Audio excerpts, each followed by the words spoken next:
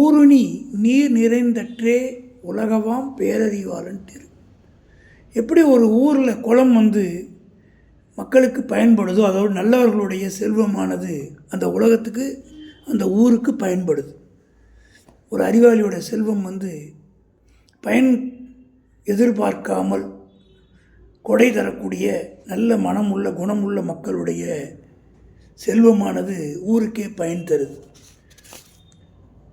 நல்லவர் ஒருவர் உளரே அவர் பொருட்டு பெய்யென பெய்யும் மழை அப்படின்னு சொல்லுவார். நல்லார் ஒருவர் உளரே அவர் பொருட்டு பெய்யென பெய்யும் மழை.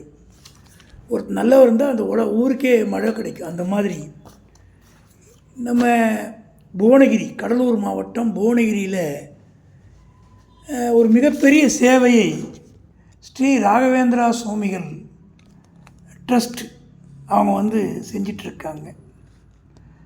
அதாவது மக்கள் சேவையே மகேசன் சேவை என்ற எண்ணத்தில் ஸ்ரீ ராகவேந்திர சுவாமிகளுடைய அவதார பூமியான புவனகிரி சிதம்பரம் பக்கத்தில் இருக்குது. 20 வருஷமாக நடத்தி வரக்கூடிய மன வளர்ச்சி மாற்றுத்திறனாளிகள் சிறப்பு பள்ளியுடைய புதிய கட்டட திறப்பு விழா நாள் நடக்குது. அதற்கு என்னுடைய மனமார்ந்த வாழ்த்துக்களையும் மேலும் மேலும் வளரணும்னு என்னுடைய விருப்பத்தையும் தெரிவிச்சுக்கிறேன். இது ஒரு உயர்ந்த சேவை. இன்றைக்கு கல்வி நிறுவனங்கள்லாம் போட்டி போட்டுக்கிட்டு பணம் சம்பாதிக்கக்கூடிய காலகட்டத்தில் மன வளர்ச்சி குன்றிய மாற்றுத்திறனாளிகளுக்கோசரம் பள்ளிக்கூடம் இலவசமாக நடத்துகிறாங்க. 14 கிராமத்துலேருந்து குழந்தைகளை அழைச்சிட்டு ஃபுல் டைமாக 96 பசங்க படிக்கிறாங்க.